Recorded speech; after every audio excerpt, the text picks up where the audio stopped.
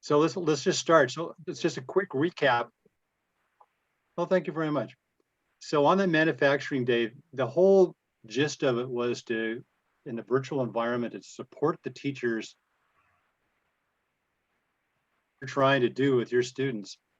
And I think the presenters came through, you know, had, I believe, 14 presentations total. There was like 17 or 18 teachers that got involved with their experience this. So all in all, the numbers were great. And we got a lot of positive feedback. So anybody else want to add anything to the experience that day?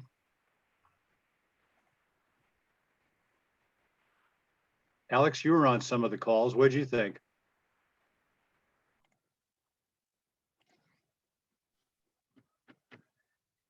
Oh, you're still muted, Alex. Thank you. I thought it was really informative. I deeply appreciated hearing people's, like I said, more personal experience. You know, some of them sharing their vulnerability about being nervous and about a new job or new position. And I thought that was really valuable because as a high schooler, you haven't necessarily had a job yet. So to hear that, you know, a little bit of uncomfortableness and all that sort of thing, it's normal, I think was really probably good for everyone to hear. Also to hear literally where they started from high school to where they were that day was tremendous. And I was telling Jeff, the only thing I thought that might be helpful for the next one, the meeting times were very close to each other. And some of them kind of went over, which was wonderful because they're sharing great discussion and commentary. But then I wasn't, for example, I wasn't able to go to some of the other categories because it was overlapping. And by the time I'd switched over, the other one was finished. So that's the only comment I'd say. But also if it's recorded, you know, I can watch it later. Yeah, and that was one of the challenges we had trying to put together the master schedule, if you will. We had to coordinate with the industry partner and the teachers and how many teachers we could get at certain time slots and all these different school districts, everybody starting at different times, and some classes only going for an hour for 45 minutes. And it was exciting, but all in all, you know, most of the sessions were recorded. We had a couple of problems on 2 or 3 of the sessions. You know, as Matt alluded to, we had audio on one, and I think one of the very first ones out of the box, they had problems with the video connections.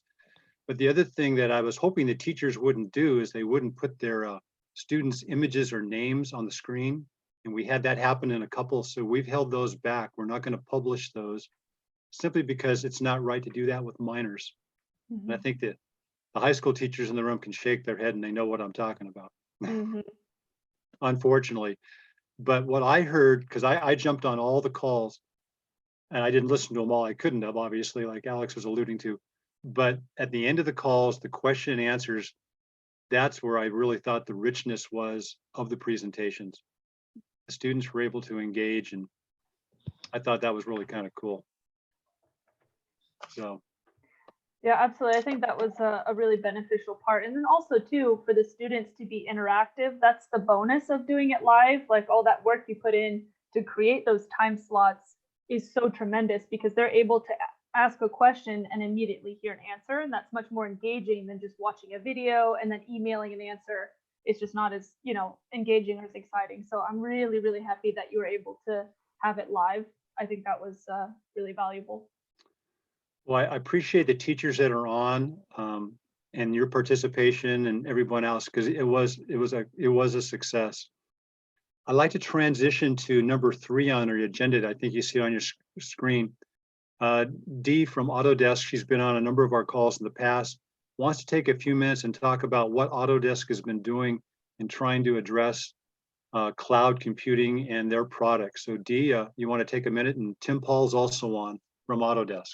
Everybody. Yeah, and then our Alex here. So yeah, thank you, Steve, for giving me the time. So I don't know if you guys all know that Autodesk we've been heading towards a full multiple platform solution for Fusion. It's more like a Fusion anywhere, but this is a multi-year effort, and we're definitely not there yet.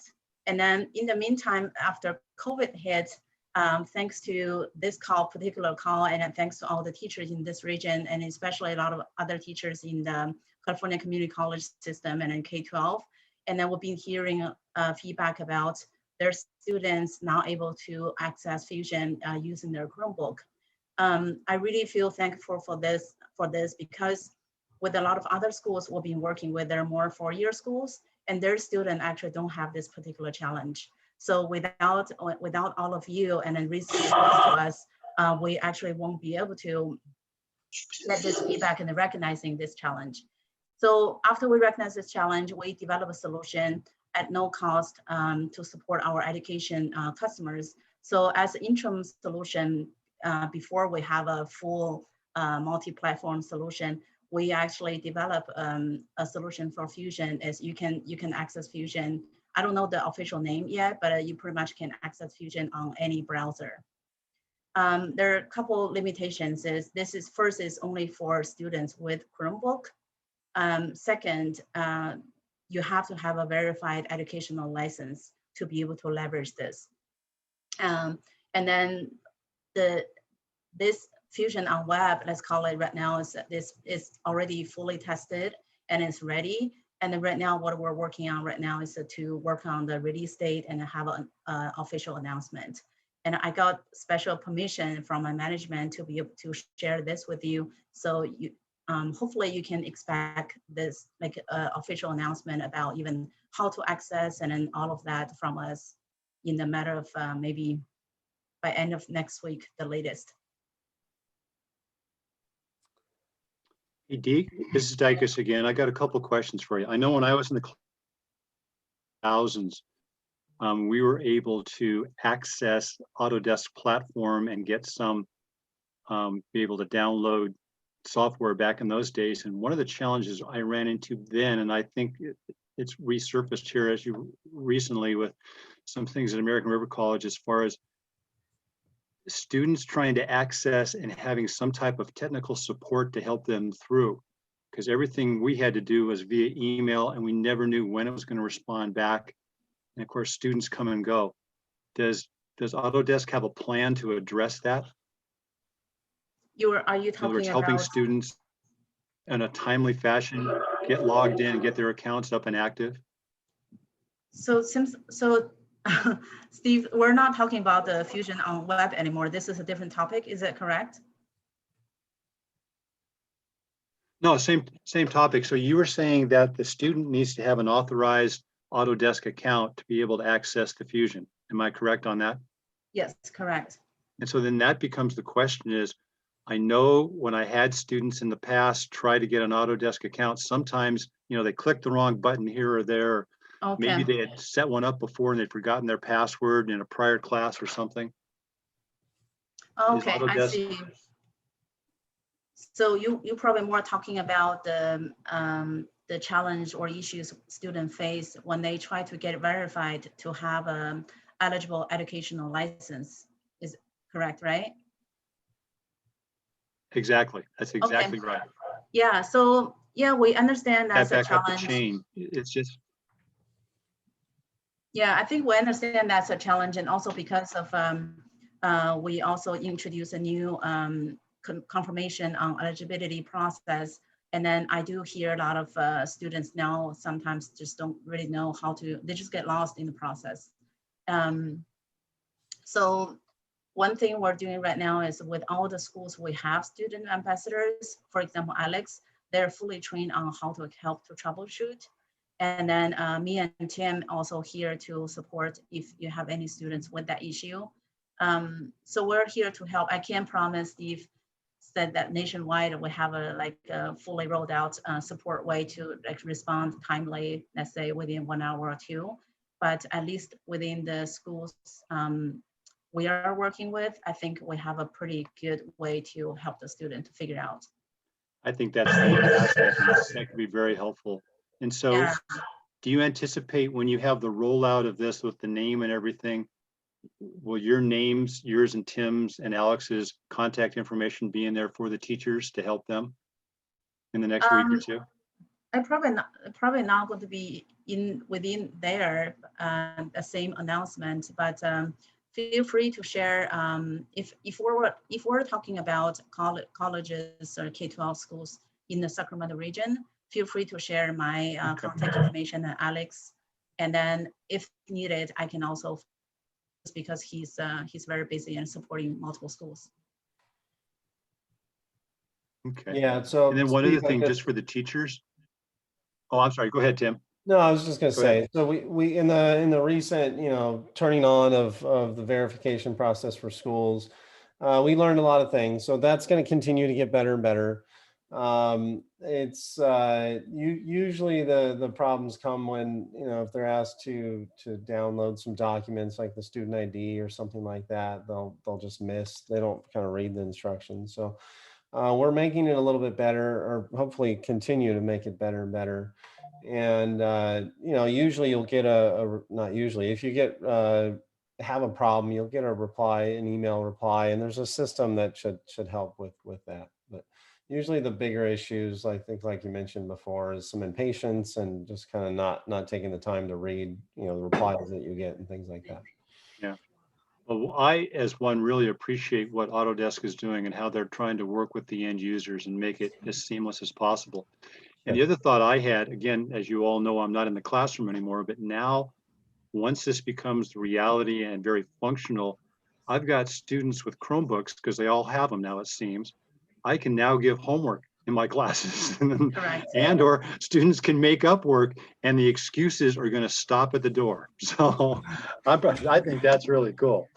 Yeah, it's pretty exciting. And then I have to say, really thanks to our partnership here, and that's why we're having this strategic partnership with you, the schools here. And then I also want to take maybe half a minute to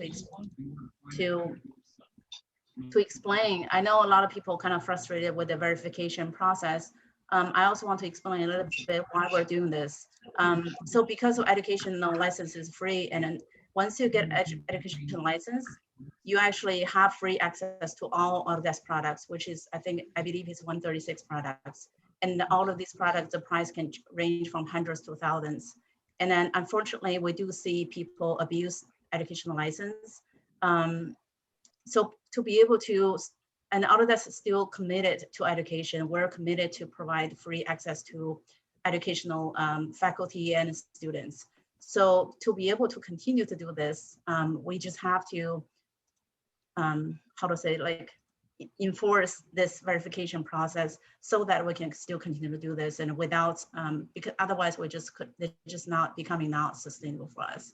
So I know this could be a challenge for people, and then some students might get frustrated, but at the same time, I ask for understanding from all of you and patience. Hey, I thought I would add that last term, we used Fusion 360 and everybody got verified. It was very simple. Nobody had any complaints about how slow it was. And then my students are going through it for this quarter right now. So my experience has been pretty positive. I don't have any complaints about it. That's okay, great. thank you, Matt. Typically the feedback that we get, but I think Dee and I feel like it's this huge burden because, we deal with only problems, right? So it's good to hear. It's good to hear that. I think I've checked with quite a few schools, and that seems to be the overwhelming response that I get. I think the important thing to kind of add on to what Dee said is I think that the intent, and it's very genuine, is that people just are where they belong, right? So everybody wants to, misuse licensing, but we want to continue to support education, and we're very passionate about it. This is just me, Doc Dykes, talking again. I really appreciate Autodesk working with us and us working with you. And the ultimate beneficiaries are the students. And then Right. industry, hopefully going forward. So this is fantastic. Hey, let's go to number 3 or number 4 on the agenda. So this is kind of a follow-on to the manufacturing day. Because we got a number of teachers wanted to participate, but their classes didn't line up with the time slots. We even had manufacturers that wanted to be presenters, but work flows and things like that didn't work. So Jeff and I had been talking, and we talked about starting a little for lack of a better name, Breakfast with a Manufacturer. And what we want to do is we want to take and then go to a school in their area or several schools and find out how we can do a virtual. Who is the president of Snowline Engineering up in Cameron Park. He Steve, was one of the Steve, sorry one of the to founding. interrupt, but you keep cutting out, so it's really hard to hear what you're saying. I think it's during your real good parts too. Yeah, right when I you're about think to say something real good, you cut out. I think the problem is I think my internet connection's unstable. I'm actually at home. I'm not at my office. And so Okay. Jeff, you want to take this part, and then Mark Martin's ready to come on right after me. So go ahead, Jeff, if you would Okay, talk about. perfect. Yeah, so basically, hopefully you guys can hear me as well. But basically, what Steve was saying was that due to the popularity or the interest that we received after manufacturing day, there were manufacturers that wanted to participate but really couldn't. And so Steve sort of conceived of this idea of breakfast with a manufacturer. So we invited those manufacturers that wanted to do something on manufacturing day but couldn't. We invited them to do a presentation at a more convenient time for them. And then we will invite classrooms to those sessions. And our first one is going to be with Snowline? Yeah, with Snowline. Thank you. Good. And that is, do we have a date for that, Steve? No date yet. I'm waiting for a feedback from one other teacher, because what I'm trying to do is I'm trying to and then make it available to anybody else. But I'm finding that class schedules are just not lining up, especially on. So if I don't hear something by tomorrow, I'm going to broadcast this out to a larger group. I think we could actually make this into a comedy sketch. It's just like every time we're about to get Steve's punchline, we miss it. Good. But anyway, we get the gist, Steve. We don't have a date yet, but it's coming very soon, basically. I guess what I might add. By the end of the week, Jeff. Perfect. Not that I was asked to add anything, but what I might add is I think Snowline's a great, I didn't know you guys were working with Snowline for this, but I think it's a great example for anybody that's not familiar with them, but it's a great example of a pretty common, high-tech shop in our region. So it's probably a really good example of what's happening in our region. So good job for teaming up with that. And one other thing, this is going to be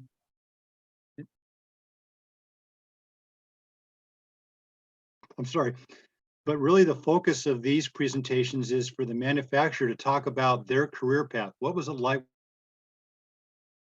How they transitioned into the real world. And in this case, Cal's got a great story. You know, he's been running Snowline for a long time, off, in the trenches, and he worked his way up. And that's, I think, as Alex was saying at the beginning of the call, I think that's what students, regardless of their high school, career paths are not linear necessarily. Yeah. I think that's wonderful, Steve. I mean, I can share my being a 4-year metal shop kid at Casa Roble. There was not one time was I ever told what a manufacturing path could look like. So kudos to all of you for putting that together. Thank you, Steve. Did you say Mark was ready for us? Because I don't see him on the call.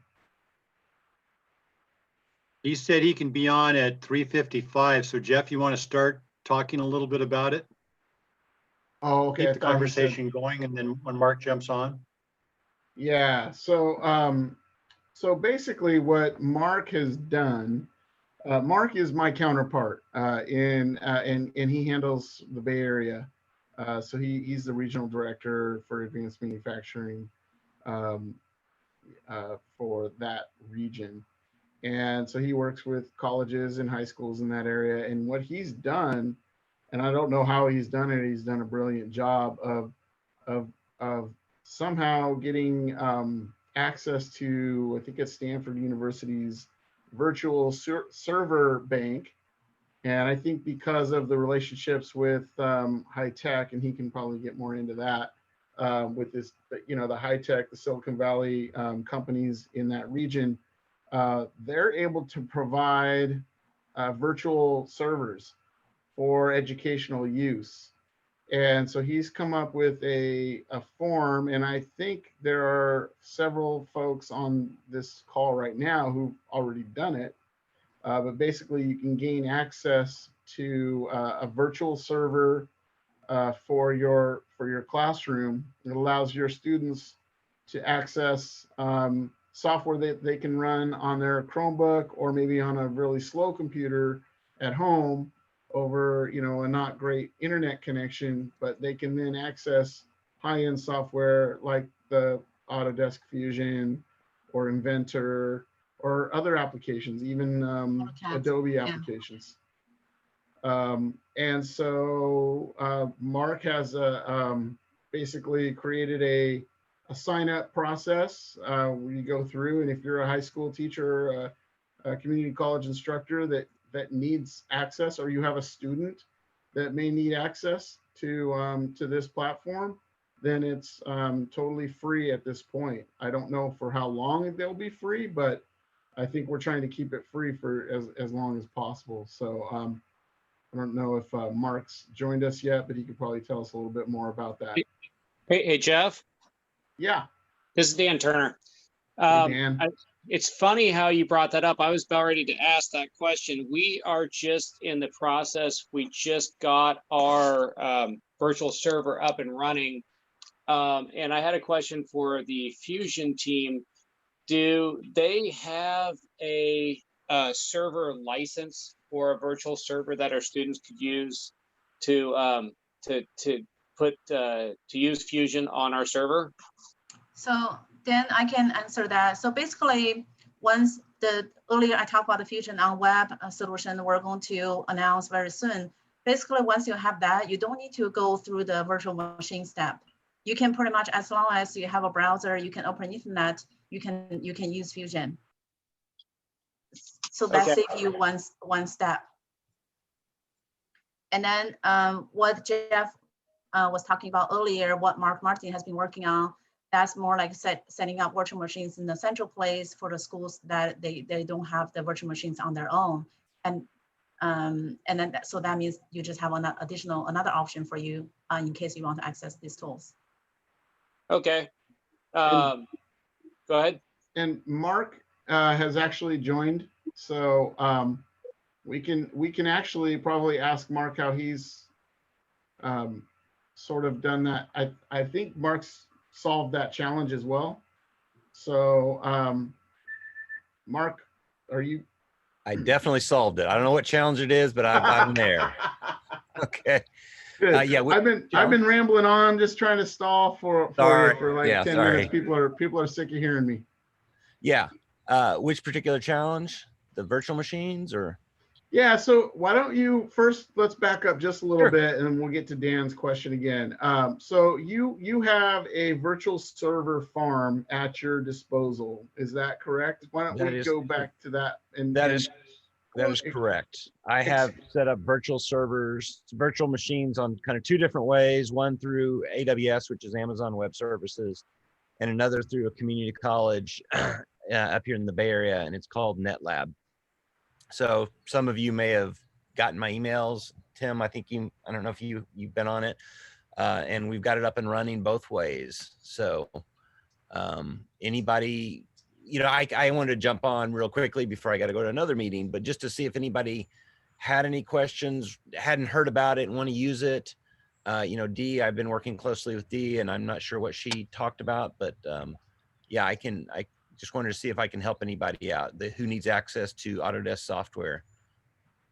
And then Mark, maybe that's helpful if you can mention this software you're hosting.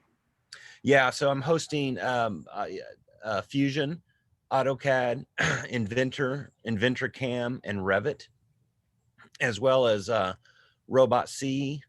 And then I've been putting a few Project Lead the Way software on, the Bridge Designer, West Point Bridge Designer, and a couple of others. So, but I've been mostly kind of focused on the Autodesk stuff and Robot C. So is anybody on here in need of getting access to that software for their students? Craig is.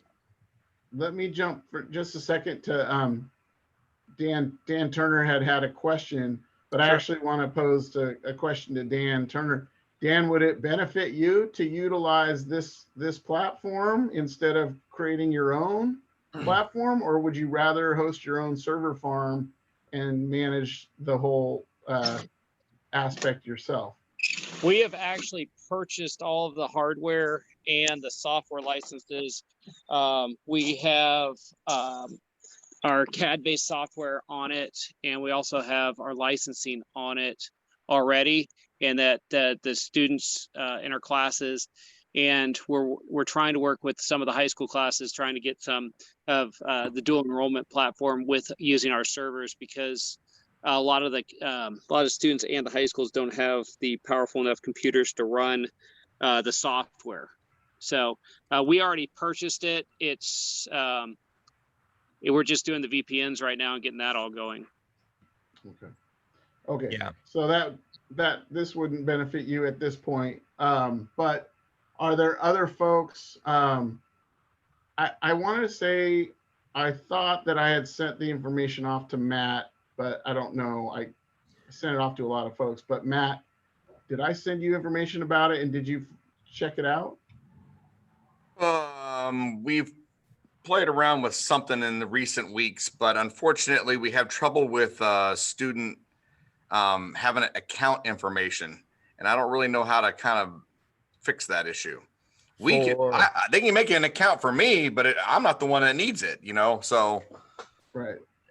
Was it something from me, from NetLab, or? Oh, I can't remember that. It sounds familiar. I've kind of put it out of my mind for a while. Yeah. Well, I mean, if you need it, then you need it. And there's a link in the chat box and I'll put my email as well. But it's relatively easy to get set up for your students. There's directions there. I can help out. There's Amazon Web Services has the advantage of, if you want to get all the students on at the same time, you can do that. It's easy. NetLab doesn't have the capacity, but students can kind of go on whenever they want, 24 hours a day. They can use Chromebooks, whatever computers they have. And so, that's that link there. You can kind of go and see the directions. There's a little sign up sheet. I now see the instructions, that process for setting up class. That's where it tells us how to put our students in and give them accounts. Yeah, you just need a Excel spreadsheet with the first, last name, and a username. You assign to them whatever you can make up whatever you want, and that's more useful than you can imagine at this point. Yeah, you can just upload it and do a CSV file, and it uploads it and adds them. So, and email me with any questions. So I got a question for you, Mark. Sure. And I know you've done this on your calls, because Mark hosts a call like this for his region, and he's demoed this. Is there access to that recording that we could direct our folks to, or would it be beneficial for you to host a similar session on our next Shop Talk? I would just go to that link I gave you. There's a recording there. Oh, it is. Okay, good. Yeah.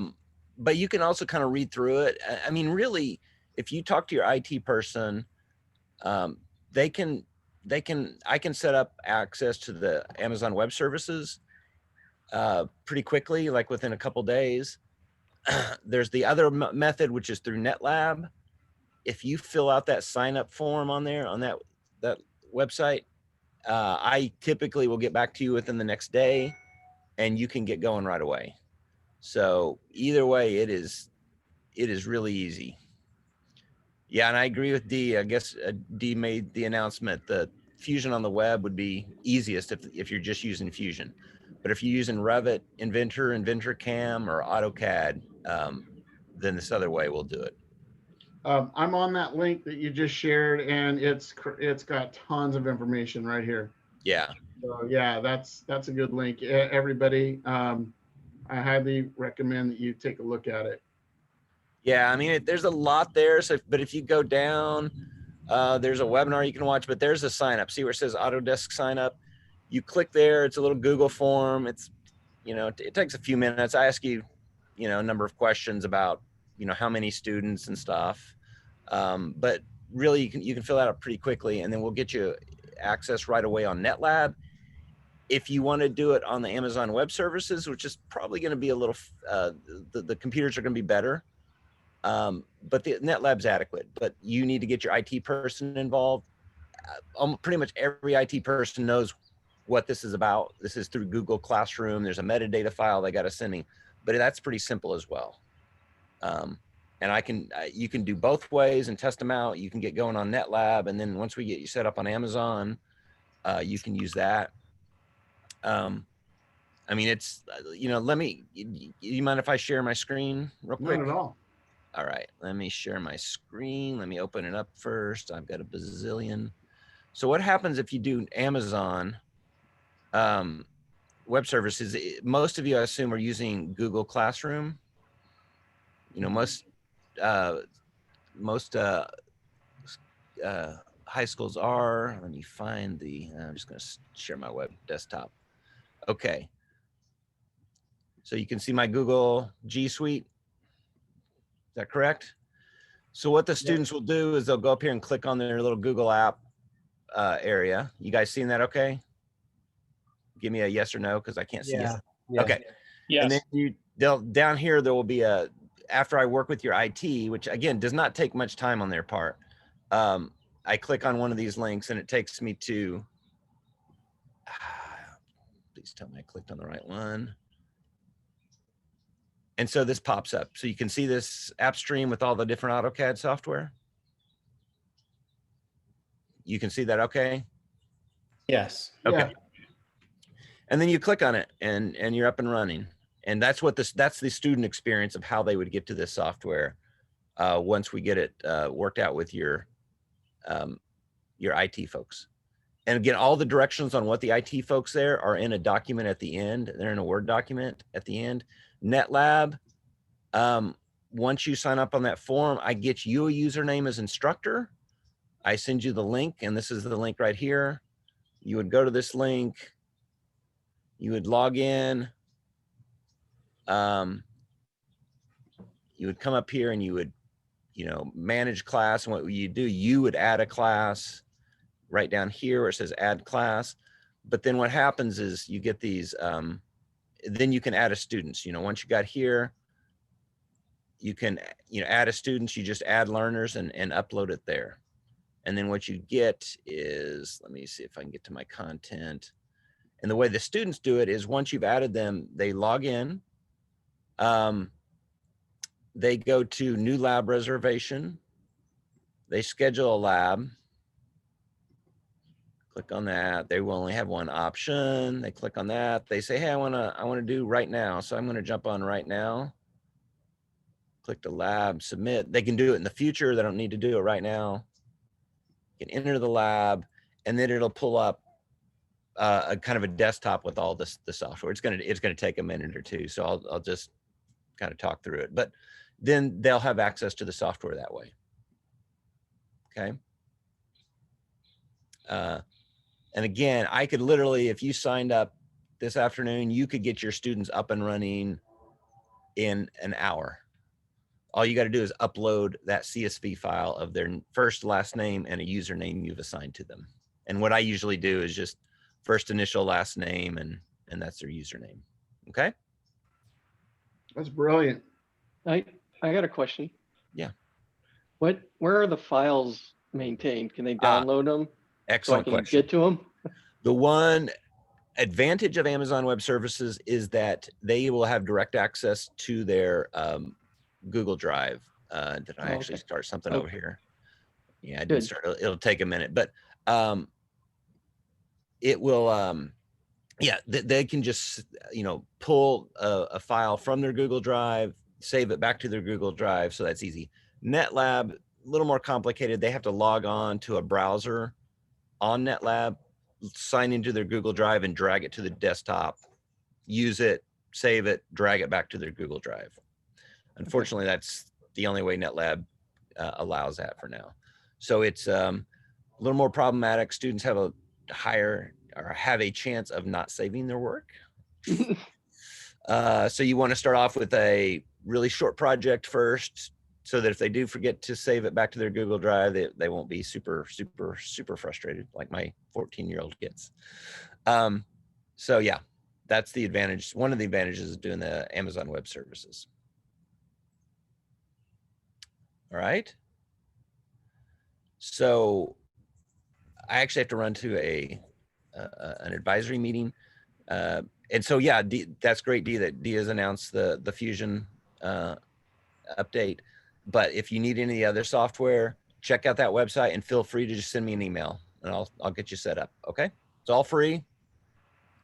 That's all. We got a donation from Amazon to take care of this. And I'm working on making sure if we need it for next semester, then we can continue on with it. And if you have suggestions for other software, if any of you are project lead the way, and there's not this right software on there or something else, I'm willing to consider adding that to it. Yeah, and then we also had some ambassador test out the performance on Mark's virtual machine, and performance is pretty good based on the feedback we received. Yeah, and I just update. I don't know when you tested it, D. I updated it probably a couple weeks ago, maybe a week ago, with a slightly faster machine. So okay, so got even better. Yeah. Great. Okay. All right. Thanks for letting me have the time, Jeff. Okay. Oh, thank you. Off to my next one. This is super helpful. Thank you very much, Mark. Again, feel free to reach out to me. Talk to you soon. Take care. Bye-bye. Thanks, Mark. Hey, Jeff, do you want to have Karen show us the website real fast? That would be fantastic. Yeah, Karen. So folks, we finally have, thanks to Karen, an updated website that actually looks pretty cool and is a lot easier to navigate. Karen, you should be able to share your screen. Yeah, can you see the website now? Yes. Great. So it's basically the same website, but we've made it a little easier and we've added some graphics. I can see it. So, and this is Edu2Mfg with the number 2. And so from here, you can click right into the map, and the map shows you industry partners as well as high schools and colleges, and you can do different sorting here by whatever you want to see. Like if you just want to see the companies, they're right there, or you can click whatever you want. And then the news, that's where the different blog posts are. And if you want to see some of the old shop talks, they're all listed here under shop talk. And then if you want to see the recording for the virtual tours that we just did, that's right here. So that, and then you can go straight to the list of the videos that were taken. And then resources, this is set up kind of nicely now where you can go to educator and you can see over here. We were laughing earlier about disinfecting because of COVID. There was, so you can go straight to the resource all about how to do that. So again, this is educator resources. So and this is all kind of organized this way, so it's easier for you to find different things that might be helpful for you. And then there's just more information about us, and then, you know, contacting Jeff. So we think this will be a little more user-friendly and make it easier for you to find some of the resources that we've been talking about on these calls. So hopefully it'll be helpful to you. Karen, can you go back to the map? I would like to ask everybody on the call a favor. If they can go to check their school, their high school or their college, and just make sure that the information that we have there for them is current. That would help me a lot because that was just assigned to me as a task to me today. So you guys can help me get something crossed off my to-do list. But yeah, no, I want to make sure that your information is as up to date as possible about whatever programs that you're offering at your high schools. Again, this information is really meant for our our educators and our industry partners to connect, right, with each other. And so I want the most accurate information as possible. And so you anything can that- you can click your the pin that's near where you are, and you like I happen to click Folsom, so you'd be able to check that out and see the programs and stuff. So you can click your own pin, and then Jeff, who do you want them to send the information to? Basically just to send it to me, or reply to me or Steve or you. Okay. I think everybody who's on this call has my email address. Okay. I'm already getting info that stuff is good, looks great. Need to fix Pleasant Grove. Okay, cool. We will definitely do that. Thank you. See, I can already cross something off my list.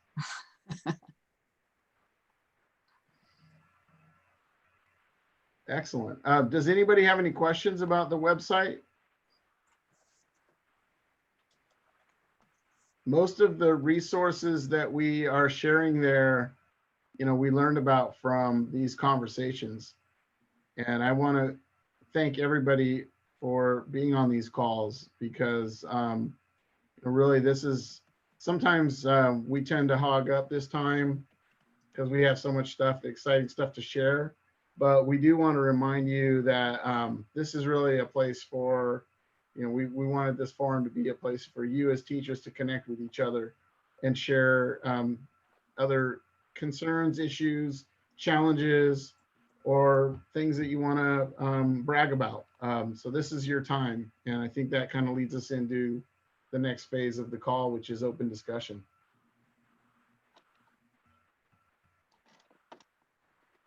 Anybody got anything they need help with or want to share? I saw Gary join the call.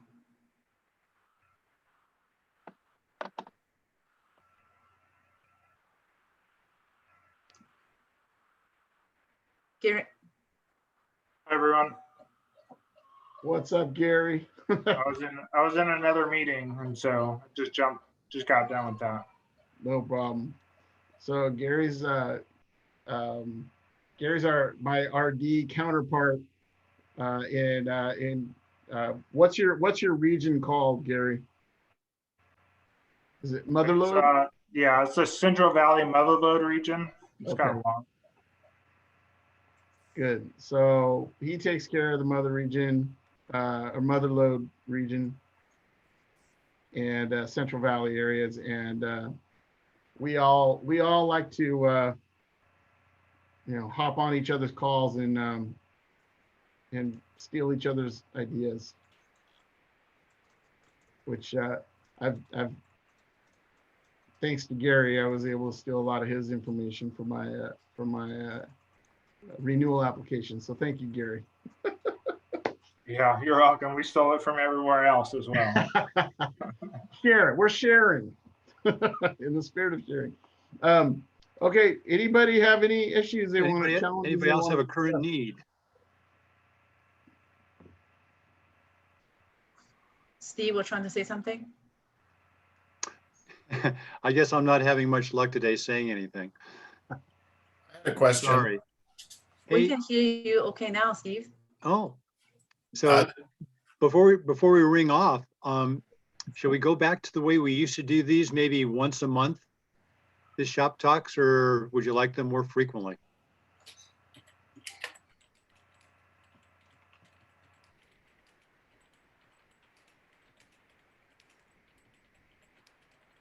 This is where you participate. Yeah, I think there's more content when they're a little bit more spread out. So just my 2 cents. I would agree. Well, we kind of everybody needed something back in the spring through March and April and May. It was weekly, was very timely, but you're right. And of course, aren't most of you still having interesting things happen as far as your schedule and who can be on campus and who can't, and what might be changing as your counties open up? Yes. That's what I'm hearing and seeing. So Yeah. Folsom Cordova is a phased in. They're starting with the youngers, and then junior high, and then high school will be in January. Yeah, every district is very different right now. Yeah, I don't think Elk Grove can move any slower, so it's all. And of course, Black Oak Mine, they jumped on, they went back to everybody back on deck 2 or 3 weeks ago, you know, up in That's not Georgetown. surprising. Oh Dan, boy. I had a question for Dan. What process are you using for sanitizing? Are you using the UVC wand? Are you using liquid? We're using quat, basically the same stuff you use on the wrestling mats before you wrestle. When it's, the protocol's loosening up, but it was each time a tool changes hands, you have to sanitize it. We're not allowed to share masks, so all my students have to have their own masks. Aren't allowed to share protective equipment, so they have to have their own face shields. But it got to the point where if I loaned a student a pen, I had to sanitize the pen, and when they handed it back, I had to sanitize the pen again. So that was a liquid, and then every 2 hours I have to go sanitize all of the welders, the light switches, the tables, the door handles. I just have to go through the shop and wipe everything down every 2 hours. And of course, your district's paying you extra for that, right? No, we're also supposed to be taking the temperature of each student as they walk in, having them do an affidavit they're healthy, a waiver form every day, every time they're there. We're splitting the classes in half, so I doubled my lab hours that I have, and with the same number of lecture hours. But in the long run, is what's good for the students, because they're actually finishing out their welding goals and finishing their degrees, and things like that. So That's great. Good for you. Turner, you're a pioneer. What's that? I was just Turner, saying you're a good for you. pioneer.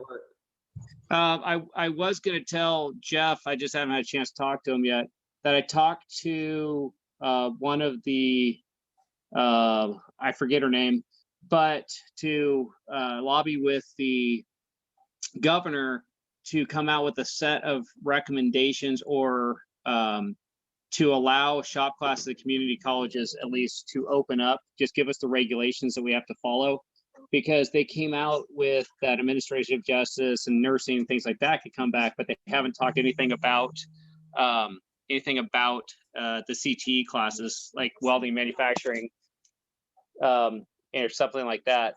So hopefully within the next little bit will come, the state will release a set of regulations and guidelines for more shops to open up. And I tried to talk to her about the high school level too, setting up regulations so high schools could open up their CTE shops as well.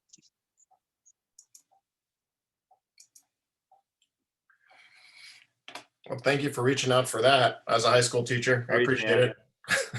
Yep. Well, something's got to give. Somebody's got to just, fortunately, at the community college level, we have adults. Now I am getting a tremendous number of high school students that are taking the classes just because they want shop time. The rumor has it at that level that the state itself is not opening up till February or March. I know that elementary schools in our area, a lot of them have gained the waiver up through K6, but for some reason 7th through 7th, 8th in high school, they're not budging on yet. So that's what I know. Dan, I don't know if you mentioned, which school are you from? I'm from Yuba College, about an hour up in Marysville, about an hour north of Sacramento. Okay, I see. And then you have a advanced manufacturing department?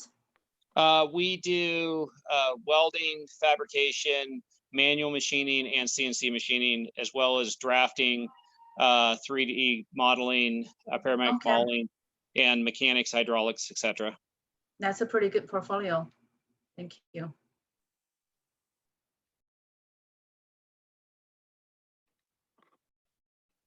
Any other thoughts? Anybody want to discuss something? Well, I have a question for Alex. Yep. So hi, Alex. John Zay. I'm at Sacramento City College, and I see that you're at American River College. So I'm hoping that you might have better insight about what's going on, just due to your position within the Los Rios Community College District. But as it is now, we're pretty much shut down through the spring, except for first responders. Right? And I think even though it's been my experience that it's really up to the individual community colleges whether or not they allow face-to-face shop classes. Is that true, Alex? Yeah, as far as I know, our campus will continue to be closed until next summer. But yeah, I've been hearing a lot of different things. We were trying to open and then waiting. And so I think specifically for ARC, I think they just decided to stay closed until next summer, just because that way they can plan for it. So they just decided, why don't we just stay closed so we don't have the back and forth and what could happen and whatnot. I mean, anything could change. I guess that's kind of for every district. But as far as I know, yeah, we're staying closed, which is really difficult because a lot of the classes, we have this great design hub with 3D printers and a great amount of technology, but you just don't have access to it because it's not something you can do virtually. Right. And then our spring schedule should be released district-wide at the end of October. So even if things do change in next spring, we'll still be online. We don't have the luxury of K through 12 of bouncing back and forth. Okay, so well, hopefully we'll be back next fall. Our new program, our IMMT program, this was our maiden voyage this year. And I feel somewhat like the Titanic. So we're not offering any classes next semester just because we can't do face-to-face labs, and it would just be a real waste of time, I think, and probably we don't have a reputation like the other colleges do with their programs because it's our first year, so we have nothing to kind of rest our laurels on, so to speak. So I think we'll start up our program again in the fall of 2021. You know, Jonathan, there's one thing that came to my mind. Actually, I think it's something that Dee had mentioned, that there's a maker space. There are separate entities. They're obviously not part of the school, and I don't know how that works with the legalities. But let's say you have a student who's really interested in what they're doing and the school doesn't offer a place that they can work with those materials. I do know that some of these separate entities, they can at least go to use the tools. Dee, what was the one you were telling me about? I can talk about it. So now I noticed there's a business, new business model. It's kind of like a WeWork, if you know, like you can pay a monthly fee to use the office space. And this is more like a WeWork machine shop. You can, I think it's around like $200 every month, and you can go in to use all the equipment in the machine shop. And then I know there's one in Oakland. I don't know if there's one in San Diego. I don't know if there's anyone in Sacramento, but obviously that become a new business model. But they're not educational. They're for profit. But at least I saw some schools are leveraging this, and at least their students can have access to a machine shop if needed. Unfortunately, our program does not include machining, not at this point. Yeah. We do have CNC, but we may incorporate that down the road. But most of it is more tied into teaching the students how to work on equipment, how to program the PLC controls, robotics, and so forth, which I don't think Makerspace has those items because they're kind of pricey. So, but I'll check into it. I know that the City College has sent out some emails on Makerspace, so that's definitely an option. There is, like I said, there's a design hub at my school. We're currently closed, but it may be that some of the other schools in the area have a design space or design workshop that maybe there's some kind of arrangement But again, I just don't know what the legalities. I think most schools are really just trying to protect themselves, and I don't know what that entails. But I'm all for trying to help others, be able to access the tools they need to move forward and be able to learn what they want to learn. I hear you. All right. Well, thank you. And I put Hacker Lab's link in the chat, and you might be able to talk to Tom Capoletti at Sac City, because I believe that there's been some arrangement where the Sac City students can somehow be registered for Sac City and then have access to the makerspace without paying the regular fees of the makerspace at Hacker Lab. Right. So it'd be worth talking to Tom. Okay. Yeah, this is really good to hear, Karen. I think San Diego region, they're also having a relationship between education and this kind of for-profit machine shop, and then they can be perspective on the back end, but at least provide a space for the student to have access to machines. This is really great. Also, Eric, who's on the call, just popped something into the chat about his business, Robotics Evolution, has 3D printing and limited machining for students if they want to talk to Eric's suite. So I had a question for Jonathan. Is the administration for Los Rios not even open to talking about maybe having shop classes in the spring? Or would it help if some of us reached out to them about us being open and the exclusion in the executive order from Gavin Newsom on March 22nd that said that shop classes can stay open? You know, I would probably say it would fall upon deaf ears. All right. And I think Alex really kind of hit the nail on the head. It's a real liability issue for the district since they're self-insured. And there was some legislation that was proposed some time ago that would make schools, public schools, I guess, immune to lawsuits if a student got the coronavirus, and that didn't pass. So I'm sure that makes our district office a little nervous, right? Knowing that if a student or faculty became ill, is that there could be some liability concerns there. So we've tried very hard. I've tried very hard. Talked till until I couldn't talk anymore because I was hoarse, and to no avail. They're pretty firm on who can actually teach classes on face-to-face on campus. And again, it's only first responders, and that would be EMTs, paramedics, nursing, and that's just about it.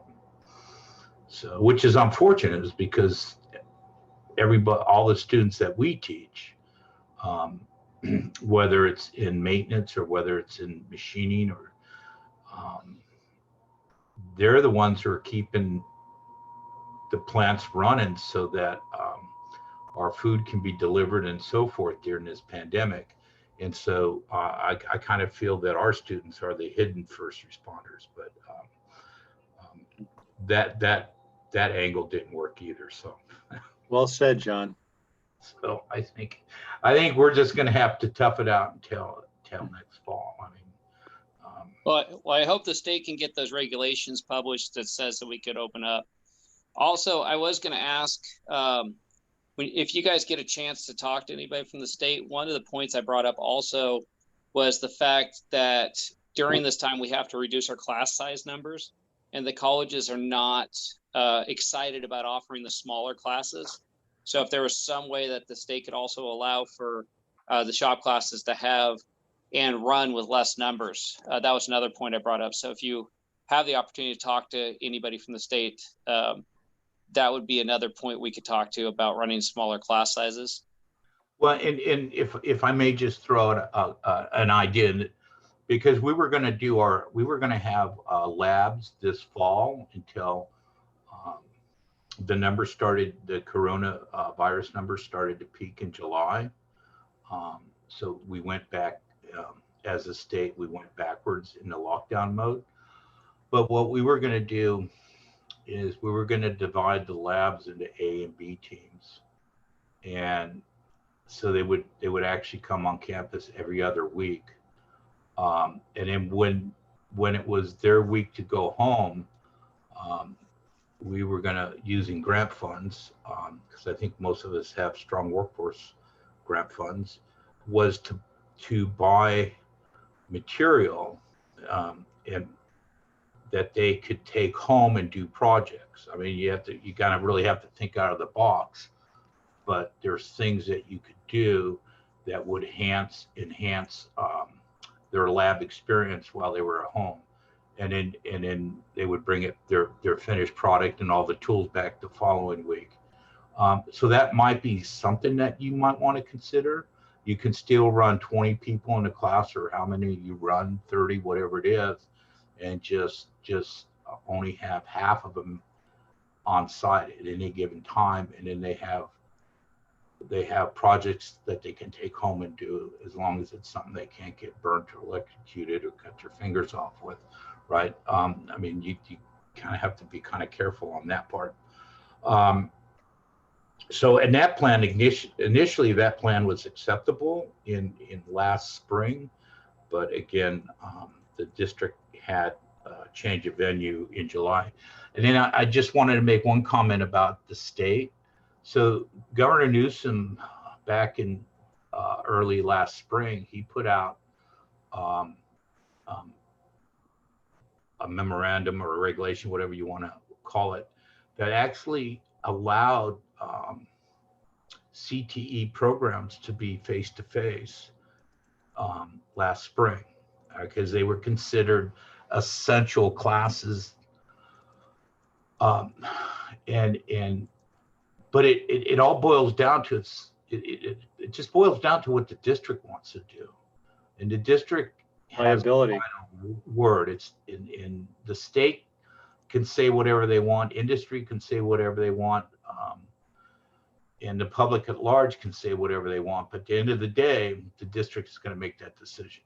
And I think at Los Rios, they've made it quite clear what their decision is. All right. And until things get better, we're going to be online. Well, this is Dicus. Can you hear me? Yes, Ken. Oh, excellent. I think we've had some great discussion today. We're at the bottom of the hour. I appreciate everybody participating. And Jeff, thanks for carrying the ball when nobody could hear me. I thought we had some good stuff today. Don't forget about the website, the education, or the Edu2 manufacturing. That's where we'll post the recording of this.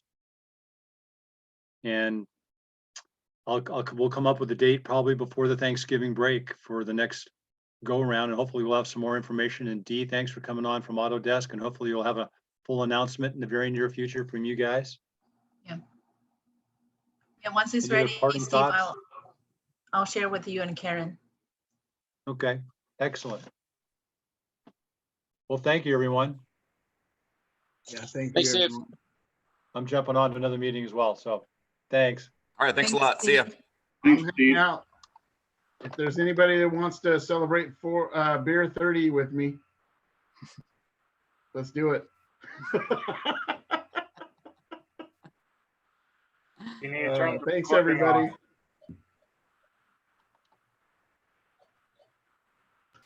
Jeff, are you going to stay on for a minute?